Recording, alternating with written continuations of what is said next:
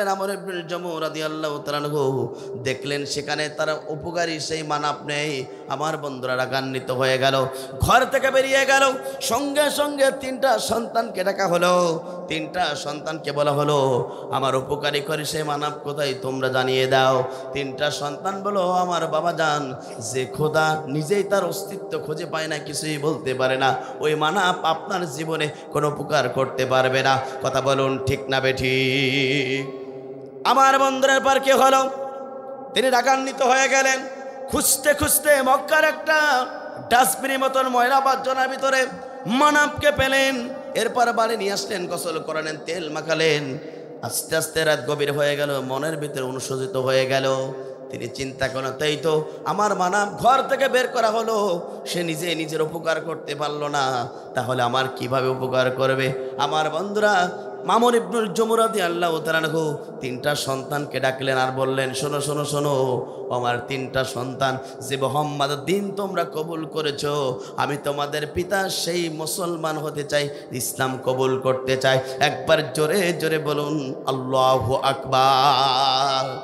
আমর ইবনুল জামু রাদিয়াল্লাহু তাআলা যখন এই কথা 3টা সন্তানের সম্মুখে বললেন, 3টা সন্তান খুশি হয়ে গেল। আমার বন্ধুরা, 3টা সন্তান বিশ্বনবীর কাছে একটা দৌড় দিলেন, বিশ্বনবীর কাছে চলে গেলেন। ইয়া রাসূলুল্লাহ, হাবিবাল্লাহ, আমার বাবা হলো দানশীল ব্যক্তি, মক্কার সবচেয়ে, আমার বন্ধুরা লক্ষ্য করুন, আমার বাবা দান করে। আমার বাবা আজকে আমাদের কাছে বলেছে ইসলাম কবুল করবে, কালেমা গ্রহণ করবে।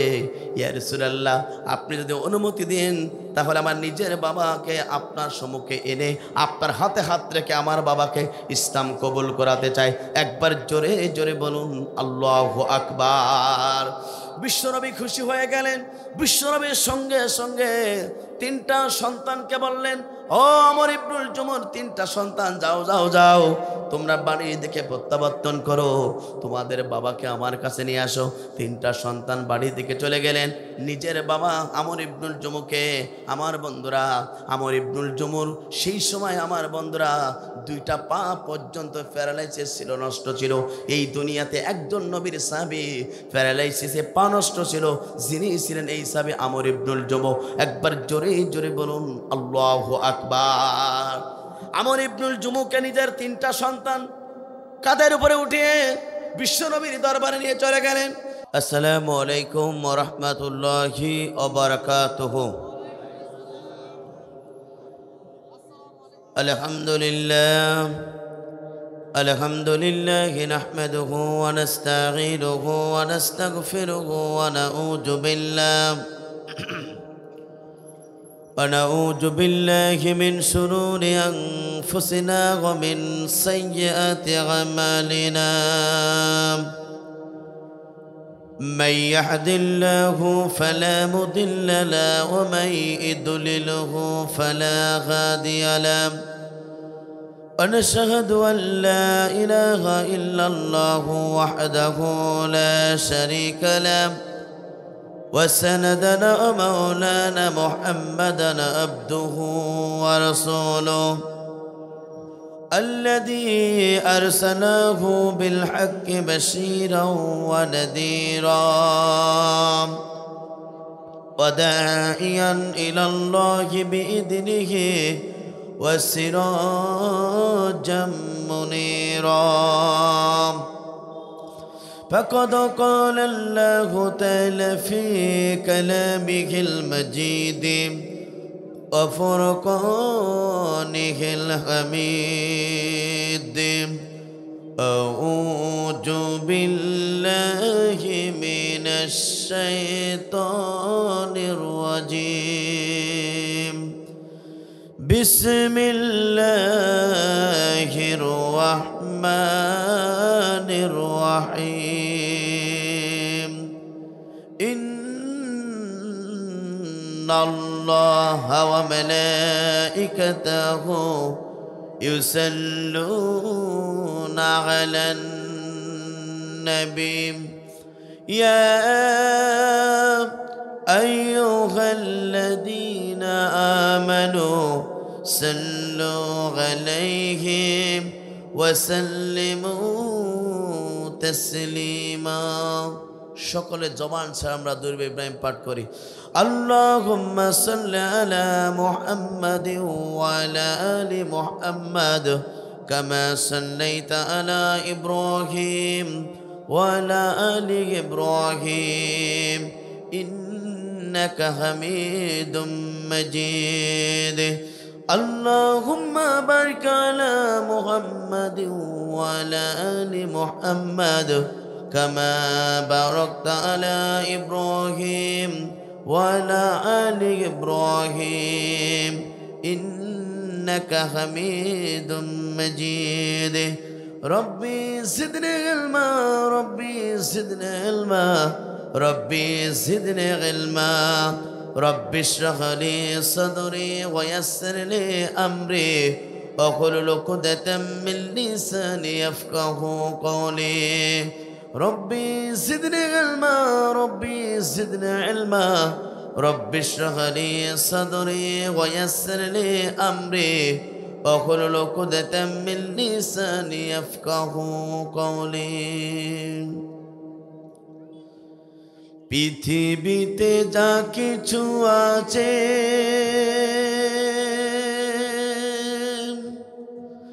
সবই তোমার দান, মাওলা তোমার লীলা খেলা কে বোঝে তার শান।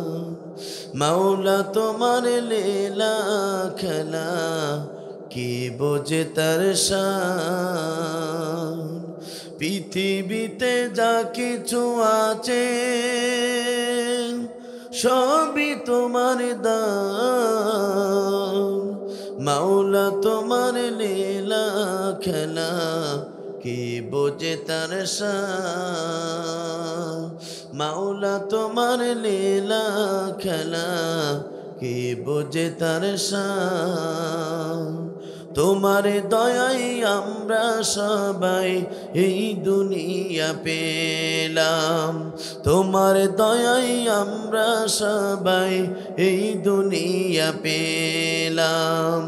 দমে দমে দম লাগাইয়া দমে দমে দম লাগাইয়া তোমার নামে গাইলাম।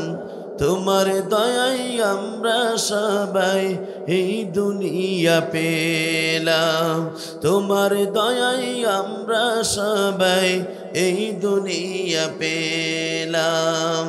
তোমার সৃষ্টি দেখলে মনে হয় এক রশিতে বান্দা, যেদিকে যাই শুনি শুধু হু আল্লাহ হু আল্লাহ।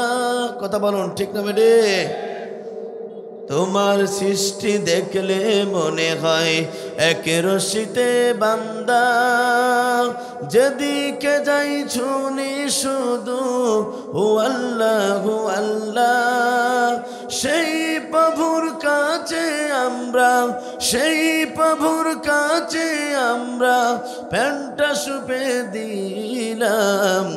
তোমার দয়ায় আমরা সবাই এই দুনিয়া পেলাম, তোমার দয়ায় আমরা সবাই এই দুনিয়া পেলাম। তোমার দয়ায় আমরা সবাই এই দুনিয়া পেলাম। তোমার সিজদা তামাম সৃষ্টি সকাল দুপুর সন্ধ্যা, আমি অধম তারি আদলে হয়ে গেলাম বান্দা। কথা বলুন ঠিক না বেডে? তোমার সিজদায় তামাম সৃষ্টি সকাল দুপুর সন্ধ্যা, আমি অধম তারি আদলে হয়ে গেলাম বান্দা। হৃদয় মাঝে আমরা প্রভু হৃদয় মাঝে আমরা প্রভু তোমার পরশ পাইলাম। তোমার দয়ায় আমরা সবাই এই দুনিয়া পেলাম, তোমার দয়ায় আমরা সবাই এই দুনিয়া পেলাম। দমে দমে দম লাগাইয়া দমে দমে দম লাগাইয়া তোমার নামে গাইলাম। তোমার দয়ায় আমরা সবাই এই দুনিয়া পেলাম, তোমার দয়ায় আমরা সবাই এই দুনিয়া পেলাম। চিৎকার করে বলেন মারহাবা। এরজির করে লা ইলাহা ও লা ইলাহা ও সুবহানাল্লাহ আলহামদুলিল্লাহ লা ইলাহা।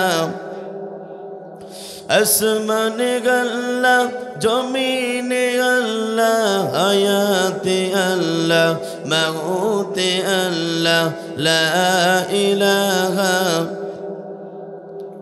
ও সুবহানাল্লাহ আলহামদুলিল্লাহ লা ইলাহা। কুরআন আমাদের সংবিধান,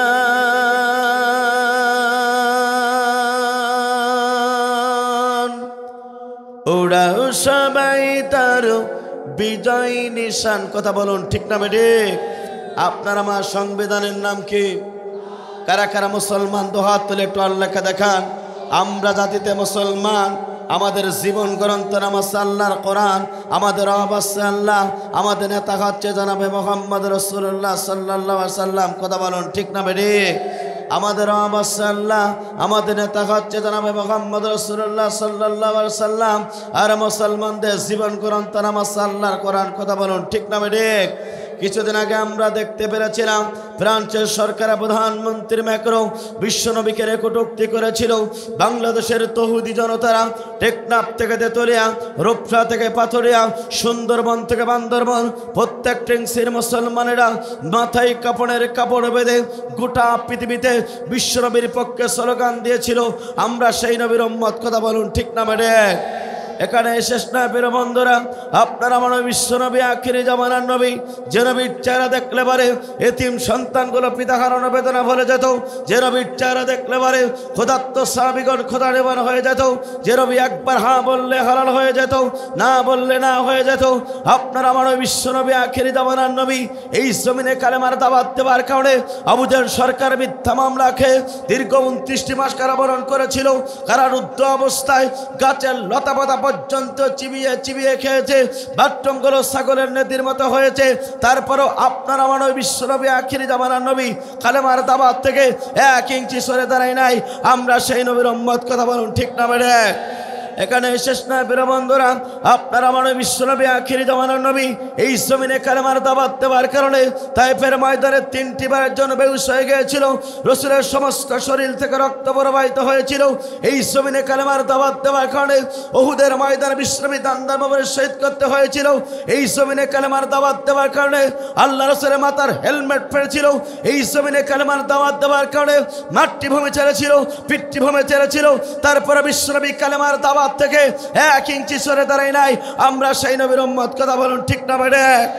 এখানে শেষ নয় প্রিয় বন্ধুরা, এই জমিনে কালেমার দাওয়াত দেওয়ার কারণে আল্লাহ রাসূলের প্রিয় সোনার সাহাবীগণ তারা এই জমিনে হাত দিয়েছে, পা দিয়েছে, চোখ দিয়েছে, বুকের রক্ত ঢেলে জমিনকে শুক্ত করেছে, অকাতরে জীবন দিয়েছে। তারপরে বিশ্বনবীর একজন সোনার সাহাবী গোটা পৃথিবীতে ইহুদি নাস্তিকদের কাছে 1 সেকেন্ডের জন্য মাথা নত করি নাই। কথা বলুন ঠিক না বেড়ে? আল উলামা ওয়ারাসাতুল আম্বিয়া, অর্থাৎ আলেমরা হচ্ছে নবীদের উত্তরসূরি। সেই হক্কানি আলেমগণ যখন গোটা পৃথিবীতে কালেমার দাওয়াত দিয়েছিল, ইসলামের দাওয়াত দিয়েছিল, জাতির লোকদেরকে জাহান্নাম থেকে বাঁচিয়ে আল্লাহর জান্নাতের পথের ঠিকানা ব্যবস্থা গ্রহণ করেছিল, যুগে যুগে ওই জালেমরা আলেমদেরকে মিথ্যা মামলা দিয়েছে, অন্ধপ্রকার জীবন যাপন করা হয়েছে। অত আলেমদেরকে মিথ্যা অপবাদ দিয়ে ফাঁসির মঞ্চ দিয়ে দুনিয়ার মাঝ থেকে বিদায় গ্রহণ করেছে। তারপরে একজন আলেম গোটা পৃথিবীতে জালিমের কাছে 1 সেকেন্ডের জন্য মাথা নত করে নাই। কথা বলুন ঠিক না বেটা?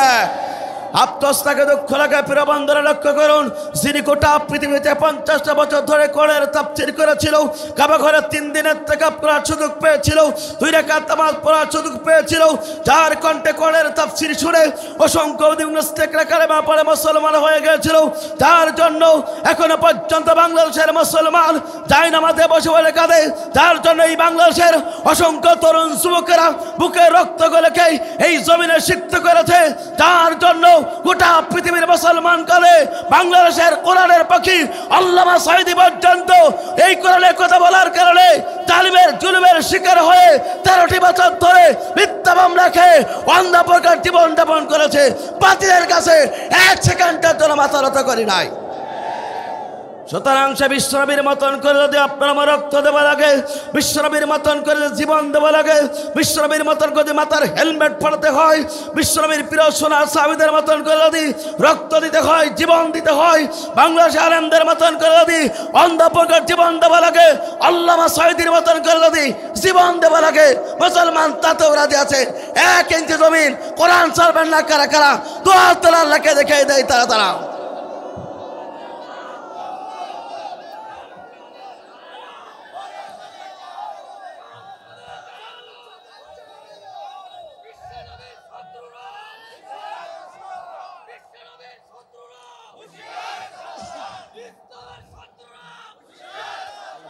লিল্লাহে তাকবীর। কোরআন আমাদের সংবিধান, ওরাও সবাই তার বিজয় নিশান। নেতা আমাদের রাসূলুল্লাহ লা ইলাহা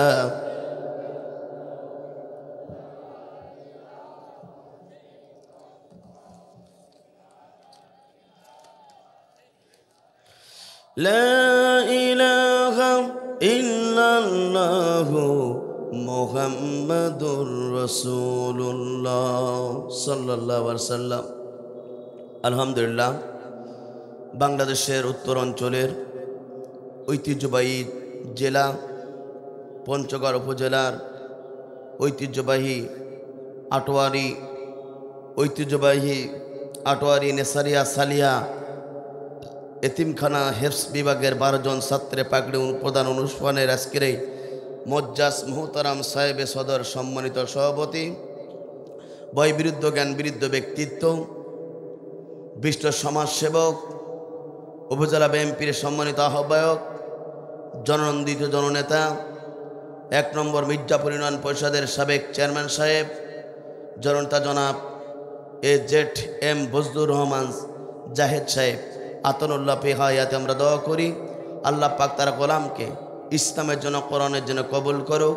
চিৎকার করে বলুন আল্লাহুম্মা আমিন। আজকের এই তাফসীর কোরআন মাহফিলের সম্মানিত প্রধান অতিথি আলহাজ আব্দুর রহমান আবদার, সাবেক উপজেলা চেয়ারম্যান ও বিশিষ্ট ব্যবসায়ী, আটোয়ারি পঞ্চগড়। আল্লাহ পাক তাকে ইসলামের জন্য কোরআনের জন্য কবুল করুক। চিৎকার করে বলুন আল্লাহুম্মা আমিন। আমন্ত্রিত অতিথিবৃন্দ, আলোচনা করে আপনাদেরকে ধন্য করেছেন মাওলানা মোহাম্মদ সাইদুর রহমান সাইদ, সহকারী শিক্ষক, বিট model school and college, Bogura. আতানুল্লাহ ফি হায়াতে আমরা দোয়া করি আল্লাহ পাক তার গোলামকে গোটা বাংলাদেশের প্রত্যেকটা ইঞ্চি জমিনে কোরআনের কথা বলার জন্য কবুল করুক।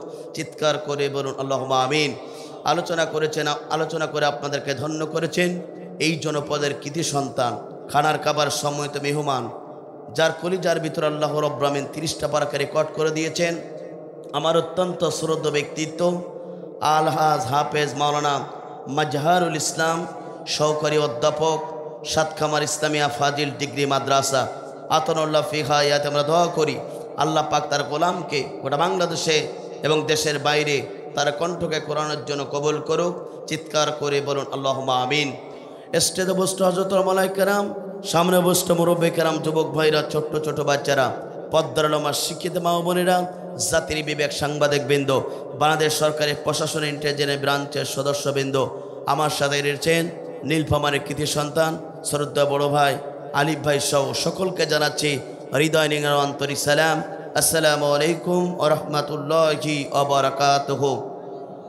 সে মহান রবের দরবারে দিল খোলা শুকর আদায় করি, যিনি আপনাকে আমাকে রাতের ঘুমকে হারাম করে মহাগ্রন্থ আল কোরআনুল কারিমে আলোচনা শোনার জন্য যে মনিব আপনাকে আমাকে করুণা করে, দয়া করে, মায়া করে হাজার হাজার মানুষের ভিড় থেকে বাছাইকৃত করে সে মনিব আপনাকে আমাকে এই কোরআন শোনার জন্য পৃথিবীর সবচেয়ে দামি স্থান, দামি জায়গা, দামি মজলিস, যেখানে বসলে বলে মহান রব বান্দার প্রতি খুশি হয়ে যায়, যেখানে আসলে বান্দা আল্লাহর সবচেয়ে নিকটতম হয়ে যায়, যেখানে বসলে বান্দা আল্লাহর সবচেয়ে পরিবারভুক্ত হয়ে যায়। এই দুনিয়ার ভিতরে রসুলের বাসায় জান্নাতের বাগানে বসার সুযোগ দান করেছে মনিব।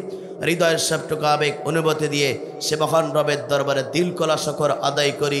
চিৎকার করে বলেন আলহামদুলিল্লাহ, আর জোরে বলেন আলহামদুলিল্লাহ। রব্বানা লাকাল হামদ হামদান কাসীরান তাইয়্যিবান মুবারাকান ফীহি। প্রশংসা করলাম কার? আর জোরে বলেন প্রশংসা করলাম কার? সুস্থ থাকলে বান্দা প্রশংসা করবে কার? অসুস্থ থাকলে বান্দা প্রশংসা করবে কার? সব সময় বান্দা আল্লাহর প্রশংসা করার দরকার আছে না নাই? জোরে বলেন আছে না নাই? দুরূদ এবং সালাম যাপন করে বিশ্বমানবতার একমাত্র দিশারি বিশ্বমানবীদ আপনার আমার নবী নবীদের সর্দার, যে নবী গোটা পৃথিবীতে মানুষের তৈরি করা আইনের গোলামি না করে কেবলমাত্র শুধুমাত্র একমাত্র এই জমিনে কালেমার দাওয়াত দেবার কারণে যে নবীর মান মর্যাদা আল্লাহ রাব্বুল আমিন সবচেয়ে এই পৃথিবীতে দিয়েছেন। যে নবীর চেহারা দেখলে পরে এতিম সন্তানগুলো পিতা হারানোর বেদনা ভুলে যেত। যে নবীর চেহারা দেখলে পরে ক্ষুধার্ত সাহাবীগণ ক্ষুধা নিবারণ হয়ে যেত। যে নবীর হাতের ইশারায় চন্দ্রগুলো দ্বিখণ্ডিত হয়ে গিয়েছিল। যে নবী একবার হা বললে উহুদ পাহাড়কে বিশ্বনবীর জন্য শূন্য করে দিতেন। আপনার আমার নবী বিশ্বনবী আখিরি জমানার নবী। এই জমিনে কালেমার দাওয়াত দেওয়ার কারণে ওই টাইপের দুষ্ট যুবকেরা আল্লাহ রসুলকে টার্গেট করে বৃষ্টির মতো পাথর মেরেছিল।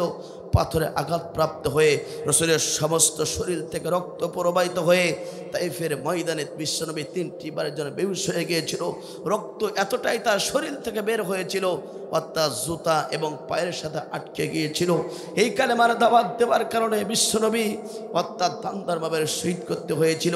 তারপরও আপনার আমার নবী বিশ্বনবী আখেরি জমানার নবী কিয়ামতের ময়দান কঠিন মুসিবতের দিন, যেদিন সূর্যগুলো মাথার উপরে চলে আসবে, জমিনগুলো তামা হয়ে যাবে, গুনাহগার ব্যক্তির জিহ্বাগুলো যেদিন নাবিষ্টক ঝরে যাবে, যেদিন কাঁদতে কাঁদতে আপনার চোখের পানি ফিরিয়ে যাবে, চক্ষু দিয়ে রক্ত প্রবাহিত হবে, যেদিন সন্তান পিতার পরিচয় দেবে না, পিতাও সন্তানের পরিচয় দেবে না, যেদিন স্বামী তার স্ত্রী পরিচয় দেবে না, স্ত্রী তার স্বামীর পরিচয় দেবে না, যে নেতাকে জেতানোর জন্য জীবনের সবচেয়ে বড় স্লোগান দিয়েছেন ওই নেতা কিয়ামতের ময়দানে আপনাকে দেখলে ব্যাগকেরা দৌড় মারবে। যে নেতা আপনাকে বাঁচানোর জন্য আপনার উপকার করতে পারবে না। কিন্তু আপনি আমি এমন একজন নবীর উম্মত যে নবী কিয়ামতের কই বিভীষিত অবস্থায় আপনার আমার জন্য হাউজে কাউসারের পানির পেয়ালা নিয়ে আপনার আমার জন্য অপেক্ষমান থাকবে। কথা বলুন ঠিক না ঠিক?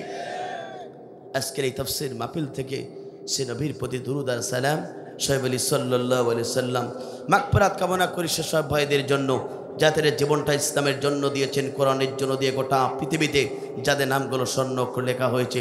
বিশেষ করে 2024 সালে স্বৈরাচার মুক্ত আন্দোলন করতে গিয়ে এই বাংলাদেশে নতুনভাবে স্বাধীনতা আনতে গিয়ে ওই রংপুর কৃতির সন্তান শহীদ আবু সাঈদ, ঢাকার কৃতির সন্তান আমার বন্ধুরা, পানি বিতরণকারী মুগ্ধ আবু রায়হান সহ যারা এই দুনিয়াতে ইসলাম প্রতিষ্ঠার আন্দোলন করতে গিয়ে যারা জীবন দিয়েছে, আমরা তাদের রুহের মাগফিরাত কামনা করি। জান্নাতের সর্বস্থানে মর্যাদা তাদের দান করুক। চিৎকার করে বলুন আল্লাহুম্মা আমিন। প্রিয় পঞ্চগড়বাসী, প্রিয় আটোয়ারীবাসী, আপনারা সবাই কেমন আছেন? জোরে বলেন আপনারা সবাই কেমন আছেন? আপনাকে আমাকে এই কোরআনের ময়দানে বসার সুযোগ দান করেছেন তিনি কে? জোরে বলেন তিনি কে?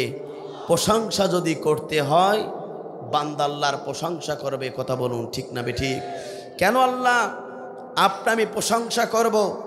আপনি আপনার বিবেকের কাছে প্রশ্ন করলে উত্তর পেয়ে যাবেন। কারণটা হলো আপনার দেহের যে পাশপাতি আছে, এই পাশপাতির মূল্য হচ্ছে বর্তমানে 2,90,00,000 টাকা। কত টাকা?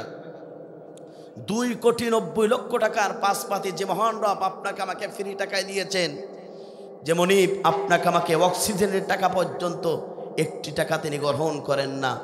আমার বন্ধুরা, যে মহান রব আপনাকে আমাকে এই পৃথিবীতে 2টা চক্ষু, 2টা হাত, 2টা পা, এত সুন্দর স্ট্রাকচার বডি যে মহান রব দিয়েছেন, ওই মহান রবের প্রশংসা করার দরকার আছে না নাই? জোরে বলেন আছে না নাই? মহান রবের প্রশংসা করলে সবচেয়েতে আল্লাহ বান্দার প্রতি খুশি হয়। চিৎকার করে বলেন আল্লাহু আকবার। আমার বন্ধুরা, এই জন্য কোরআনের ময়দানে আসতে পেরে খুশি না বেজার? এই কোরআনের ময়দানে আসতে পেরে খুশি না বেজার? কারা কারা বেজার দোহাত তোলে আল্লাহকে দেখান। আপনার কেউ বেজার না? সবাই খুশি? এবার কারা কারা খুশি দোহাত তোলে এবার আল্লাহকে দেখান লিল্লাহে তাকবীর লিল্লাহে তাকবীর আল কোরআনের আলো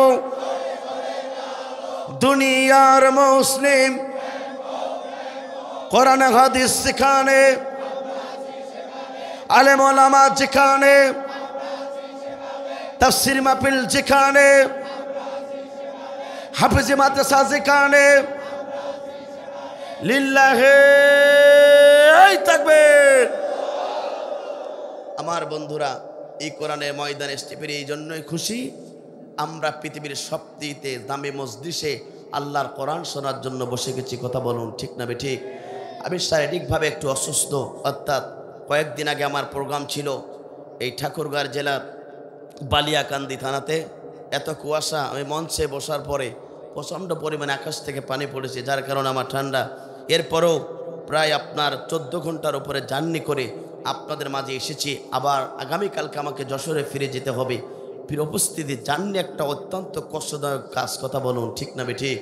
তারপরেও আপনাদের ভালোবাসা, আপনাদের ব্যবহার, আপনাদের অ্যাসোসিয়েট, আপনাদের সবচেয়ে এই ব্যবসাতে আমি সবচেয়ে খুশি হয়েছি। এই জন্য আরেকবার আমরা আল্লাহর প্রশংসা করি, চিৎকার করে বলুন আল্লাহুম্মা আমিন।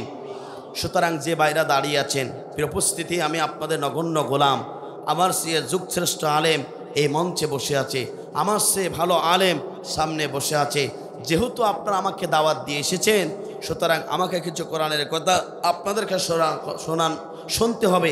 সর্বোপরি কোরআনের আয়াত আলোচনা করার পরে বাস্তব জীবনে আপনাকে আমাকে মানা লাগবে। কথা বলুন ঠিক না ঠিক?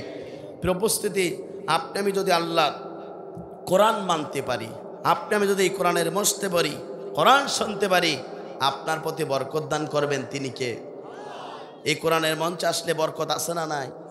রসুল বলছেন তাদারুসুল ইলমি সাইয়্যিদি মিনাল লাইলি, যারা 1 ঘন্টা কোরআনের জন্য ব্যয় করবে, 60 বছর নফল ইবাদত করলে যে পরিমাণ সওয়াব হবে, 1 ঘন্টা কোরআনের জন্য ব্যয় করলে সেই পরিমাণ সওয়াব আপনার আমলনামা আল্লাহ রাব্বুল আলামিন লিপিবদ্ধ করে দেবেন।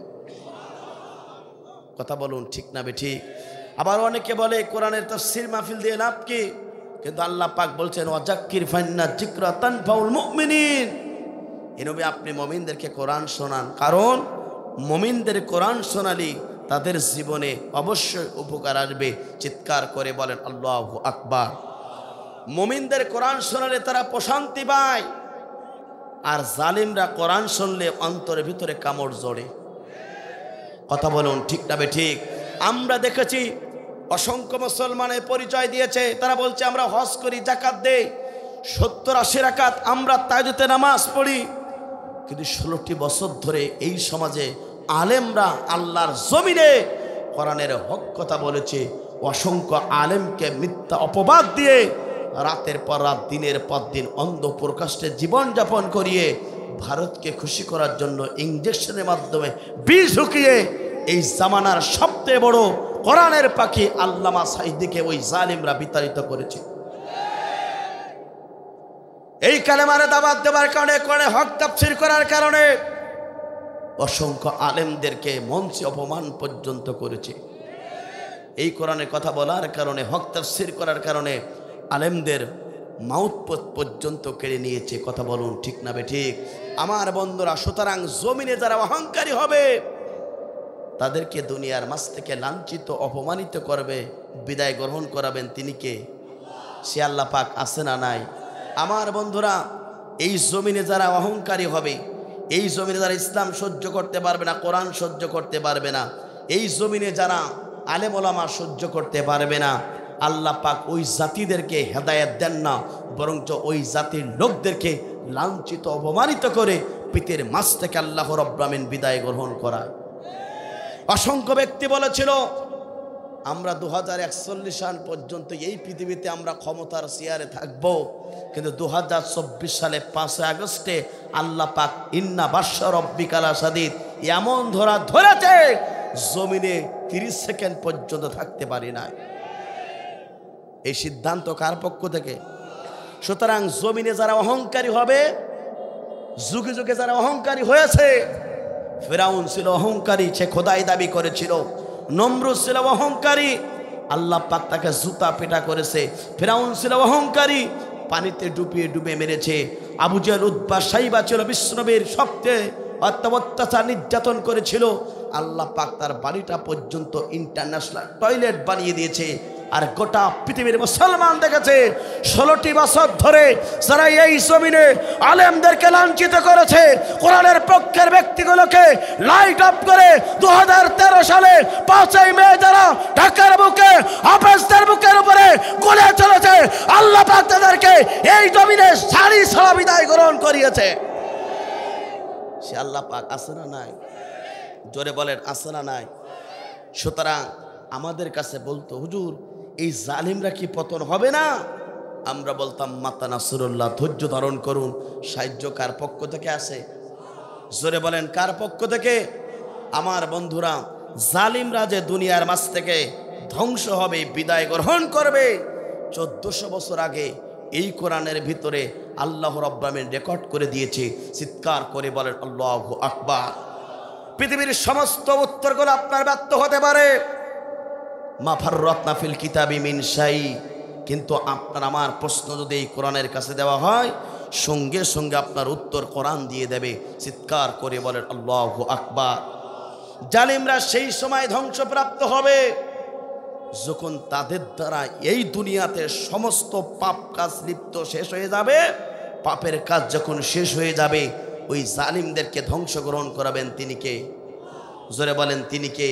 এটা আমার কথা না, কোরআনুল কারীমের কথা। আল্লাহ পাক বলছেন ইন্না মিনাল মুজরিমিনা মুনতাকিমুন, যারা এই জমিনে জালিম হবে, অত্যাচারিত হবে, সীমালঙ্ঘন করবে, আমি রব্বুল আমিন ওই জালিমদেরকে দুনিয়ার মাঝ থেকে বিদায় গ্রহণ করাবো।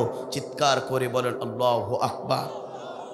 এই জন্যে আপনি আমি কি বর্তমানে জালিম হব না মাজলুমের পক্ষে থাকব? কারা কারা এবার মাজলুমের পক্ষে, কোরআনের পক্ষে থাকতে চান? দু হাত তুলে এবার আল্লাহকে দেখান। লিল্লাহে তাকবীর, লিল্লাহে তাকবীর। আমার বন্ধুরা, সুতরাং আপনি আমি মুসলমান, এসেছি হিদায়াতের নিয়াতে। এই কোরআন আপনাকে মুক্তি দিতে পারে, এই কোরআনের রাস্তা আপনাকে জান্নাতের ঠিকানা ব্যবস্থা গ্রহণ করতে পারে। এই কোরআন যারা দুনিয়াতে মানবে, কোরআনের পক্ষে থাকবে, আল্লাহ পাক ওই কোরআনওয়ালা ব্যক্তিগুলোকে দুনিয়া এবং আখিরাতে সম্মানিত করবে। আর যারা এই দুনিয়াতে মুসলমান হবে কিন্তু কোরআন মানবে না, ইসলাম মানবে না, কোরআন সহ্য করতে পারবে না, এই কোরআন কিয়ামতের ময়দানে ওই ব্যক্তিগুলোর বিরুদ্ধে আল্লাহর আদালতে মামলা করা হবে। কথা বলুন ঠিক না বেঠিক?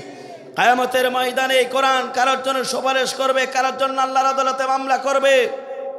ওই ব্যক্তিগুলোর জন্য সুপারিশ করবে যারা এই দুনিয়াতে সমস্ত সব কিছু ছেড়ে আল্লাহর কোরআনের ময়দানে বসে গেছে। ইকরাল কোরআনা ফাইন্নাত ইয়াউমাল কিয়ামাতি শাফিআন লিআসহাবিহি, আল্লাহ নবী বলেছেন তাদের জন্য কোরআন সুপারিশ করে করে আল্লাহর জান্নাতে নিয়ে যাব। চিৎকার করে বলেন আল্লাহু আকবার। আমার বন্ধুরা, সুতরাং আল্লাহর ভালোবাসা, আল্লাহর নৈকট্য হাসিল, আল্লাহর মাহবুব বান্দা, আল্লাহ জান্নাতের মেহমান হতে চাই কিনা? জোরে বলেন হতে চাই কিনা? আজকে আমার বিষয় হলো হাসরের ময়দানে 8 শ্রেণীর ব্যক্তিগুলোকে আল্লাহ পাক তাদেরকে ভালোবাসবে এবং তাদেরকে জান্নাতের মেহমান করানো হবে। চিৎকার করে বলুন আল্লাহু আকবার। কয় শ্রেণীর ব্যক্তিদেরকে? 8 শ্রেণীর ব্যক্তিদেরকে আল্লাহ পাক পছন্দ করবে এবং তাদেরকে জান্নাতের গ্যারান্টি দিচ্ছেন। চিৎকার করে বলেন আল্লাহু আকবার। এই 8 শ্রেণীর ভিতরে যদি আপনার আমার নামটা লিখে যায়, আপনার আমার জীবন ধন্য। কথা বলুন ঠিক না বেঠিক? আমার বন্ধুরা, তাহলে লক্ষ্য করুন, হাসরের ময়দানে আল্লাহ রাব্বুল আমিন 8 শ্রেণীর ব্যক্তিগুলোকে পছন্দ করবেন। 8 শ্রেণীর ব্যক্তিগুলোকে আল্লাহ রাব্বুল আমিন ভালোবাসবেন। 8 শ্রেণীর ব্যক্তিগুলোকে আল্লাহ পাক সবচেয়ে পছন্দ করবেন। তার ভিতরে প্রথম শ্রেণীর ব্যক্তি হলো তারা যারা এই দুনিয়াতে মুমিন হবে, মুত্তাকি হবে, যারা এই দুনিয়াতে ইসলামের পক্ষে থাকবে, কোরআনের পক্ষে থাকবে, যারা এই জমিনে মুমিন পরিচয় দেবে। আল্লাহর কোরআন বলে ওই বান্দাগুলোকে আল্লাহ রাব্বুল আমিন ভালোবাসবে এবং তাদের জন্য জান্নাত বরাদ্দ হয়ে যাবে।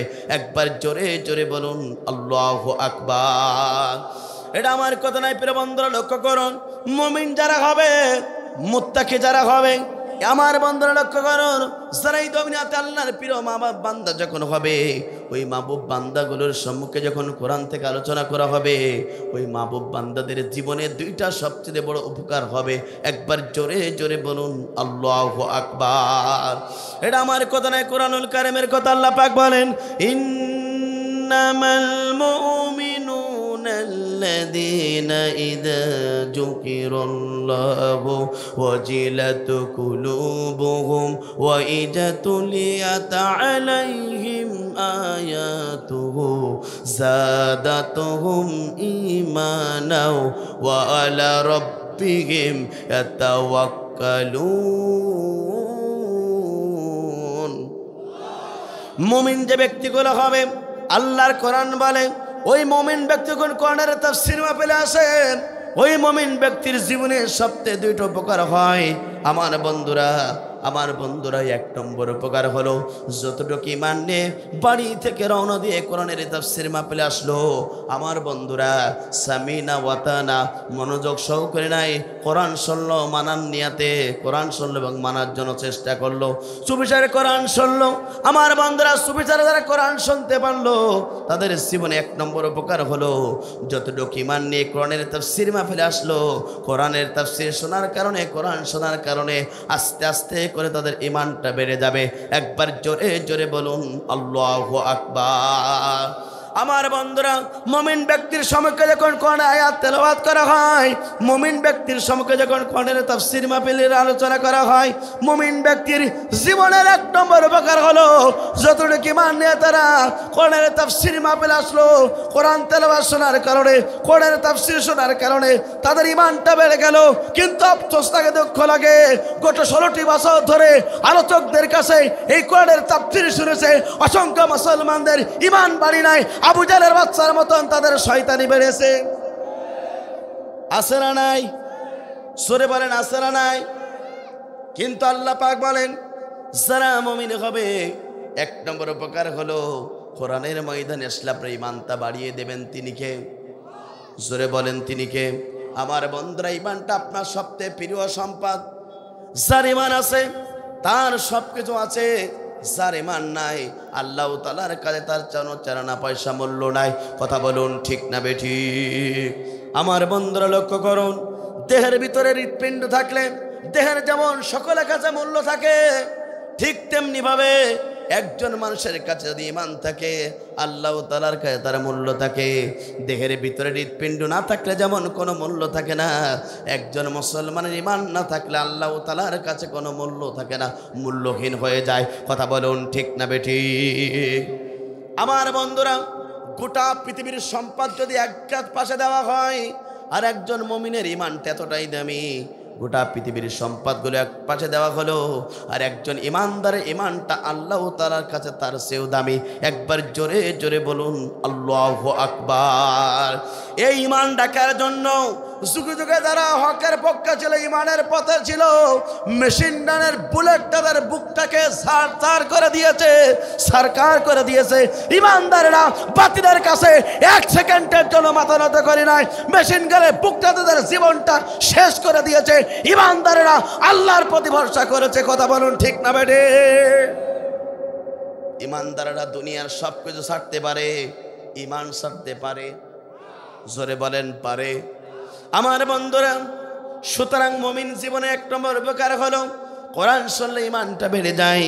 দ্বিতীয় নম্বর উপকার হলো, আমার বন্ধুরা লক্ষ্য করুন, এখানে যারা ঈমানদার হিসাবে যারা কোরআনের তাফসীর মাহফিলে বসেছি, তারা দুনিয়ার কোনো জালিমের কাছে মাথা নত করে না, ভরসা করে না। ঈমানদাররা একমাত্র শুধুমাত্র কেবলমাত্র তারা আল্লাহর প্রতি ভরসা করে। একবার জোরে জোরে বলুন আল্লাহু আকবার।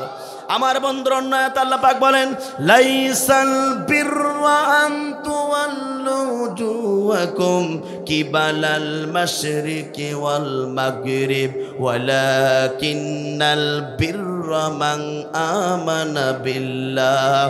চিৎকার করে বলুন আল্লাহু আকবার। আমার বন্ধুরা লক্ষ্য করুন, পশ্চিম দিক ফেরাতে আর পূর্ব দিক ফেরাতে কোনো কল্যাণ নেই, কোনো সওয়াব নেই। লোকটার যদি ঈমান না থাকে, আমার বন্ধুরা লক্ষ্য করুন, তাহলে ঈমান যদি আপনার থাকে, তাহলে আল্লাহ তাআলার কাছে আপনার মূল্য আছে। ঈমান যদি না থাকে, দুনিয়ার সমস্ত সব কিছু থাকার পরেও আল্লাহ তাআলার কাছে আপনার কোনো মূল্য থাকবে না। কথা বলুন ঠিক না বেঠিক? আর যারা এই দুনিয়াতে ঈমান নিয়ে আসতে পারবে, জান্নাত দেবেন তিনি কে? এই কথা আমার না আল্লাহর। আল্লাহ পাক সেটাও কোরআনুল কারীমের ভিতরে ঘোষণা করলেন। আমার বন্ধুরা লক্ষ্য করুন, ইন্নাল্লাযীনা আমানু ওয়া আমিলুস সলিহাতি কানাত লাহুম জান্নাতুল ফিরদাউসি নুজুলা। চিৎকার করে বলুন আল্লাহু আকবার। নিশ্চয় যারা আল্লাহর প্রতি সঠিকভাবে ঈমান আনতে পারবে, যে ঈমানের ভিতরে কোনো শিরিক থাকবে না, সঠিকভাবে যারা আল্লাহর প্রতি ঈমান আনতে পারবে, দুনিয়াতে ভালো ভালো কাজ যারা করতে পারবে, আল্লাহ পাক বলেন মৃত্যুর পরে আমি রব্বুল আমিন তাদের জন্য সবচেয়ে বড় জান্নাত, জান্নাতের ফেরদাউসের মেহমান আমি রব্বুল আমিন তাদের জন্য করব। একবার জোরে জোরে বলুন আল্লাহু আকবার। আমার বন্ধুরা, এখানেই শেষ নয়। ঈমানদার যারা হবে এই দুনিয়াতে, তারা আল্লাহর রাস্তায় সংগ্রাম করবে। আল্লাহু আকবার। সূরা নিসার ভিতর আল্লাহ পাক বলেন, আল্লাযীনা আমানু, যারা আল্লাহর প্রতি ঈমান আনে, ইউকাতিলুনা ফি সাবিলিল্লাহ, যারা ঈমান সঠিকভাবে আল্লাহর প্রতি আনবে, তারা এই জমিনে আল্লাহর পথে তারা লড়াই করবে, আল্লাহর পথে তারা সংগ্রাম করবে। লিল্লাহি মা ফিস সামাওয়াতি ওয়াল আরদ, আসমান এবং জমিনের একচ্ছত্র ক্ষমতার মালিক আল্লাহ। এই জমিনে আল্লাহর কোরআনের দিন প্রতিষ্ঠার জন্য তারা সংগ্রাম করবে। কথা বলুন ঠিক না বেঠিক? আয়াতের ভিতর আল্লাহ পাক বলেন, বান্দা শুনে রাখো, আর যারা এই দুনিয়াতে তাগুত মার্কা মুসলমান হবে, যারা এই দুনিয়াতে শয়তানের কাছে মাথা নত করে, যারা এই জমিনে তাগুতের বিধানকে যারা এই সমাজে প্রতিষ্ঠার আন্দোলন করবে, ওরা মুমিন হতে পারে না। এই সমাজের সবচেয়ে টাটকা মুনাফিক। ঈমানদার যারা হবে, আল্লাহর জমিনে তারা ইসলামের দিন ব্যবস্থা প্রতিষ্ঠার আন্দোলন করবে। আর যারা ঈমান বিক্রি করে মানব রচিত আইনের কাছে যারা মাথা নত করে চলবে, তারা এই সমাজে আল্লাহ রাস্তায় সংগ্রাম করবে না, তাদের সংগ্রাম হবে শয়তানের রাস্তা। তাহলে আপনি আমি ঈমানদার। আমার বন্ধুরা, আমরা কার রাস্তায় সংগ্রাম করব? আল্লাহ রাস্তায় সংগ্রাম করতে চান কারা কারা? দুহাত তুলে আল্লাহকে দেখিয়ে দেন তারা তারা। লিল্লাহে তাকবীর, লিল্লাহে তাকবীর।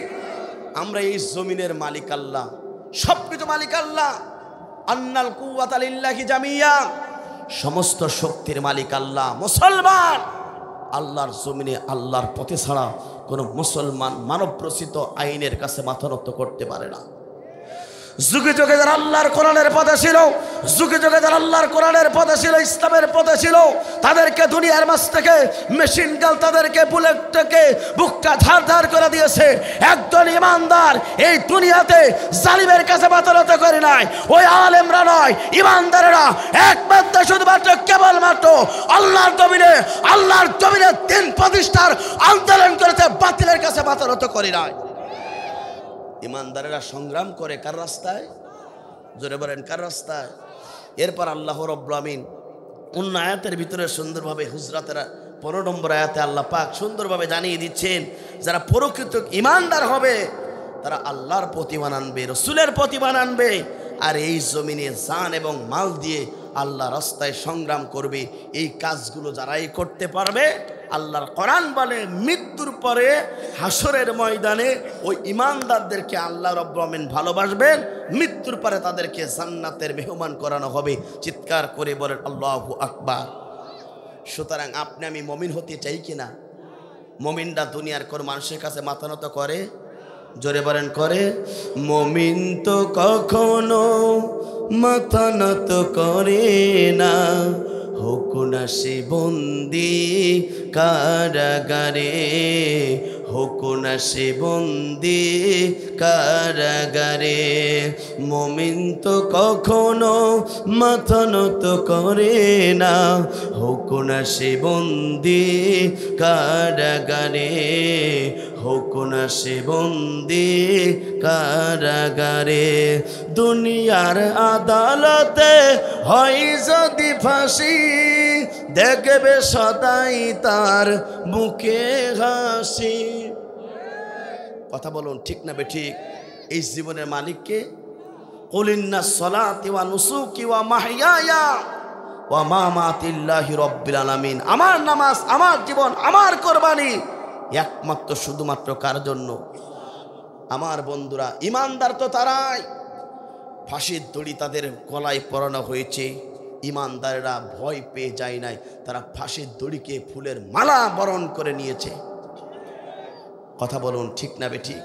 1 মিনিট আগ পর্যন্ত হার্টবিট তাদের কোনো প্রকার কাঁপে নাই। তারা চেয়েছিল দুনিয়ার কিছু আমরা চাই না, আমরা আল্লাহর প্রিয় গোলাম হতে চাই। কথা বলুন ঠিক না বেঠিক? শহীদ মতিউর রহমান নিজামী, তিনি এই কোরআনের কর্মী হবার কারণে, কালেমার দাওয়াত দেওয়ার কারণে ফাঁসির মঞ্চে নেওয়া হয়েছে। অর্থাৎ কোরআনের পাখি পর্যন্ত অর্থাৎ শহীদ মতিউর রহমান নিজামীকে বলা হয়েছে, আপনার কিছুক্ষণ পরে দুনিয়ার মাঝ থেকে আপনাকে বিদায় গ্রহণ করা হবে, বিনিময়ে আপনি কি চান বলেন? বলেছিল কিছুই চাই না, 2 রাকাত নামাজ পড়তে চাই, আল্লাহর শুকরানা করতে চাই, এই দুনিয়াতে আমি শহীদ হতে চলেছি, আল্লাহর প্রিয় গোলাম হয়ে যাব। কথা বলুন ঠিক না বেঠিক? আমার বন্ধুরা লক্ষ্য করুন, তাহলে মুমিন যারা হবে এই জমিনে তারা আল্লাহর রাস্তায় সংগ্রাম করবে। রসুলের প্রিয় সাহাবায়ে কেরামরা তারা পর্যন্ত সংগ্রাম করেছেন। রসুলের প্রিয় সাহাবায়ে কেরামরা পর্যন্ত এই দুনিয়াতে আল্লাহ তার প্রিয় অর্থাৎ রসুলের প্রিয় সাহাবায়ে কেরামরা তারা এই দুনিয়াতে আল্লাহর প্রিয় গোলাম, আল্লাহর মাহবুব বান্দা হতে চেয়েছিল। কথা বলুন ঠিক না বেঠিক? নবীর একজন সাহাবীর কথা মনে পড়ে গেল। আমার বন্ধুরা লক্ষ্য করুন, বিশ্বনবীর একজন প্রিয় সাহাবী ছিল। প্রাথমিক যুগে তিনি ইসলাম কবুল করতে পারেন নাই। মক্কার সবচেয়ে অর্থাৎ আমার বন্ধুরা দানপীর সাহাবী ছিল। তিনি সবচেয়ে টাকা পয়সার মালিক ছিল। তিনি বেশিরভাগ তিনি দান করতেন। তার 3টা সন্তান ছিল।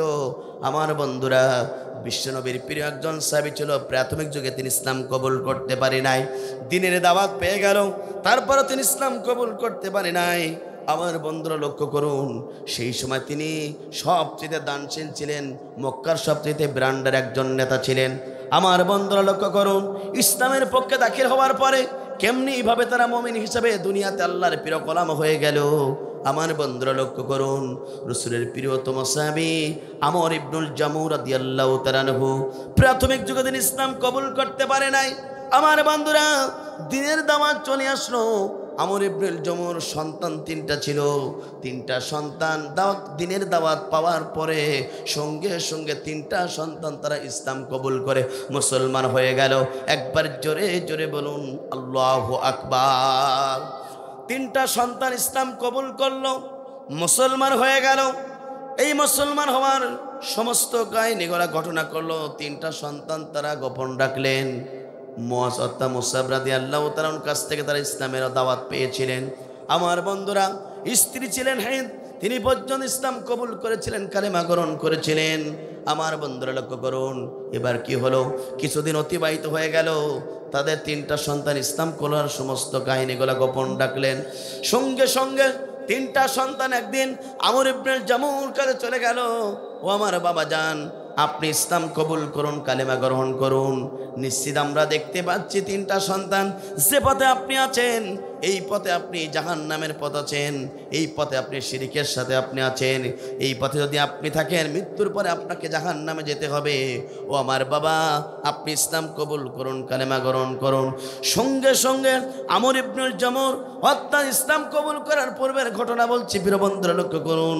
আমর ইবনুল জামু বলল, আমার সন্তান শুনে রাখো, আমার একজন খোদা আছে, যার নাম মানাফ। আমি মানাফের কাছে চলে যাব।